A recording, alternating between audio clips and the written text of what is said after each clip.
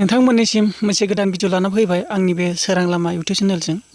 नोंथांमोननो मोनसे गोदान टपिकै दिनैनि माखासे बेखौनो सावरायनो सानदों माखासे दा दिनै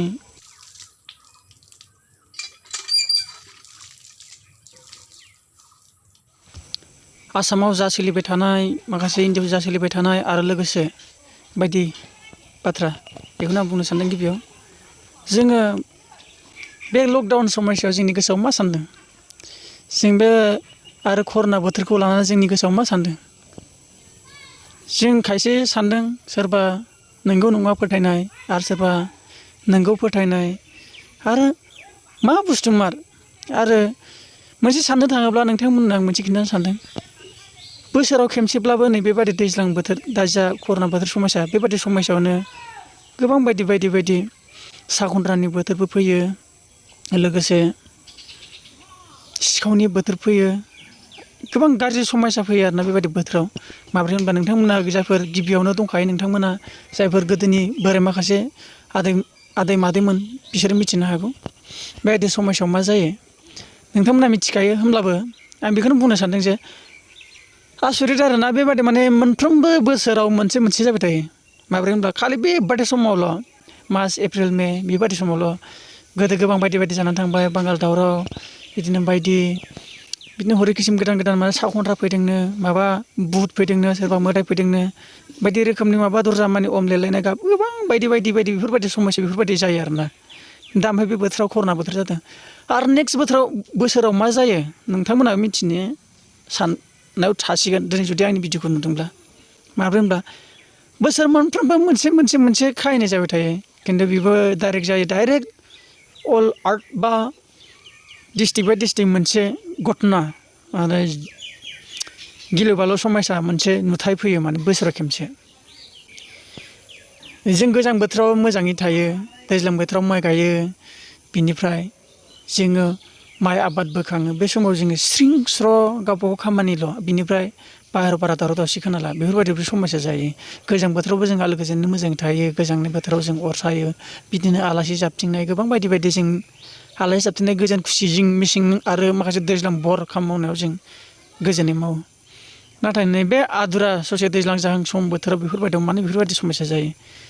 दा बेखौनो साननो गोनां माखासे संसारनि राजनिति माखासे संसारनि माखासे एना एनि माखासे बेनो दिनै मानसिनि आखाइनिफ्रायसो दिनैनि बे कभिड-19 एबा कर'ना भाइरासआ सोमजिदों नङा होमबा बेखौनो लानानै दा माखासे जोंनि गोसोआव गोबां बायदि रोखोमनि माने गुलाय गुजाय गोसो एबारथ' माने न'निफ्रायनो ओंखारनो मोनलायै गोबां बायदि रोखोम नङा होमबा बेखायनो साननो गोनां बाथ्राया बेनो जे जों मा खालामगोन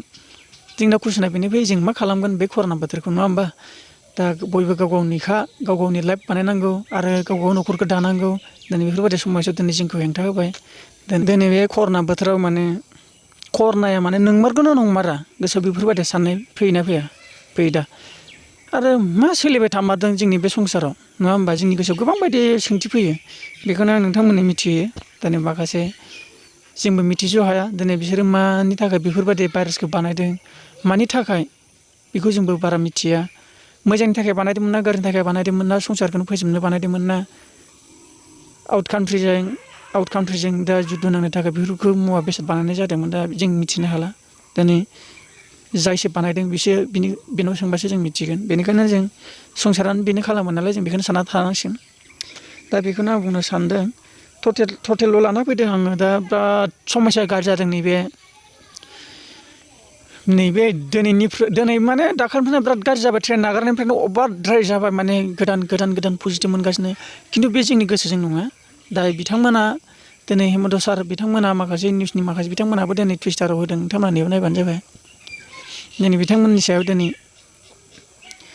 बिथांमोनाबो जा खस्थ' मोनदों दिनै लोगोसे बेसेबां आसामाव थांखो बेसेबां थाङाखै दिनै बिसोरो टुइटारावनो मिथिहोबाय थायो होमब्लाबो दिनै टटेल इन्डियानि टटेल आरो आसामनि टटेलखौ दिनै आं मोनसे गोदान लाना फैलायबाय दिनैनि आरो आं बानायदोंब्ला आरो गाबोननि थाखाय जालालाय बेनिखायनो होमब्लाबो दिनैनि जायखिनि नोंथांमोननो मिथिहोनो जायफोर नोंथांमोना आंनि बे सोरां लामाजों दा नोंथांमोना नायगासिनो होनबा नोंथांमोना मिथिनो हागोन दा बेखौनो आं बुंनो लाना फैदों दिनै माने टटेलि दा जानानै दङ दा आसामाव दिनैखौ लानानै 136 जानानै दं ओमफ्राय एक्टिभेटेड दा 88 जानानै दं आरो ओरै रिकभार मोजां खालामनाया 42 खिन्थु 7 थैनाय जाबाय बेनो आरोना नोंथांमोन आं साननैसोनि गेजेराव नोंथांमोननो मोनसे लाना फैगोन आं फुरा लिस्टखौनो दिन्थिनो सानथारदोंमोन माने मोनसे काउन्ट्रिनि माने मोनसे डिस्ट्रिक्टखौनो माने इसोर आननाव खालामना होदों खिन्थु आं दा दिन्थिनो हाला जाना थादों खिन्थु होमबाबो दा साब्रै थैबाय खिन्थु फिक्स गावसोरनि लिस्टआव मथेथ' साथाम बादिसो आरोना थैनाया होमबाबो इयाव